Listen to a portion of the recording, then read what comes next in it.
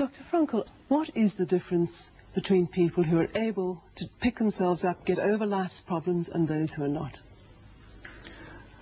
The decisive factor is decision, the freedom of choice, the freedom to come up with a decision. It should be, I would like to become this way or another, in spite of conditions that should only seem to fully determine my behavior. I wish to act freely as a responsible being, which is a human being. I wish to act in accord with heredity and environment, owing what I become to them, but also, if need be, in spite of the worst conditions.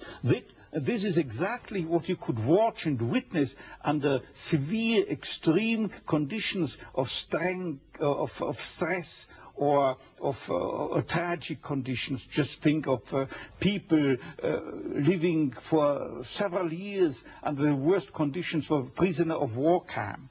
There's a whole body of psychiatric literature about that, or for that matter, in concentration camps. And this is what should be acknowledged. People are free, and if you watch or study the lives of such people in just a detached, down-to-earth, empirical, strictly empirical, scientific way and fashion, in another way than you presented it and you commented it, in another way, then people get the picture, the impression of a human being as something, not someone, something that is fully determined.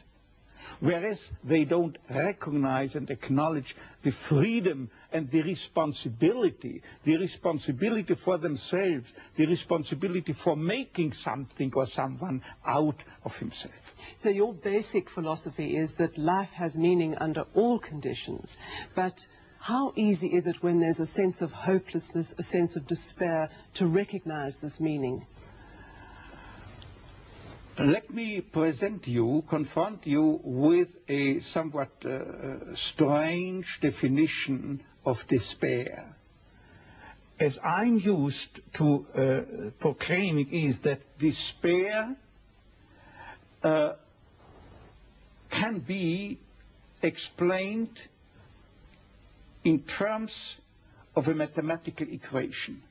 D, capital D, equals S minus M. What does it mean? Despair is suffering without meaning.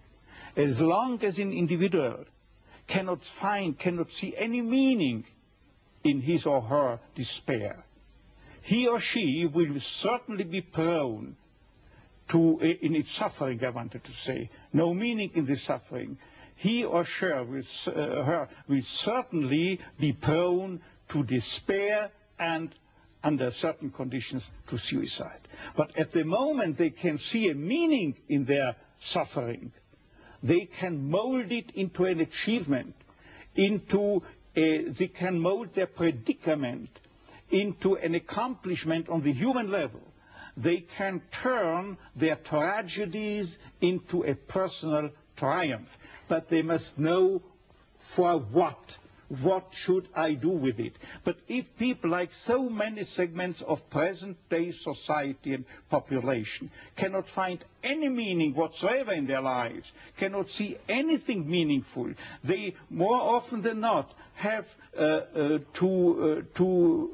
something to live by, or say at least enough to live by. They cannot see anything to live for. What is the answer to the question, why me? Why did this happen to me? The answer to such a question is nothing that a psychiatrist or any other type of a scientist can come up. But I would not share the opinion of, say, Jean-Paul Sartre, who said we have to accept and to shoulder courageously, heroically, the absolute meaninglessness of our lives. But what I think is rather that what we have to accept is the incapacity of our humanness, the incapacity to recognize the ultimate meaning in intellectual or merely rational terms. This is the only thing we have to accept. But still, we may believe in an ultimate meaning, but to lead someone, say a patient, to even the way for him to such a belief, to faith, is of course not the business or job to be carried out by a psychiatrist, but rather by a theologian. Tell me, to what extent do you feel we have choices in the things that befall us? Our freedom is a finite freedom, a limited freedom. That is to say, a human being is never fully free from conditions, be they of biological or psychological or sociological kind. But the ultimate freedom is always and remains always reserved to ourselves. That is the freedom to take a stand to whatever conditions might confront us. How we react to the unchangeable conditions is up to ourselves. In other words, if we cannot change the situation, we have always the last freedom to change our attitude to that situation. Dr. Frankl, give me an example of meaning that can be taken out of a situation of despair. I once received a letter from a young Texan student who told me his own story. At the age of 17 years, he had an accident when indulging to his diving sport. And from that time on, he was paralyzed from the neck down. And he wrote to me, "I broke my neck, but it did not break me. I am at present helpless, and this handicap will remain with myself apparently forever. But I have not given up my studies. I want, because of my own helplessness, to help other people. I want to become a psychologist, to help others. And I'm sure," he wrote to me, "that my suffering will add an essential contribution to my ability to understand others and to help other people."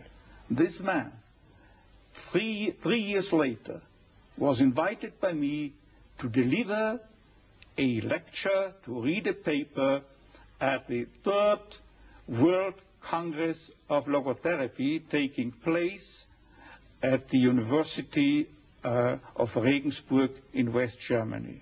He was brought in and with his wheelchair by a plane from Texas to West Germany and delivered a lecture under the title, "The Defiant Power of the Human Spirit." The last sentence read, "I know that this is true because that man was me."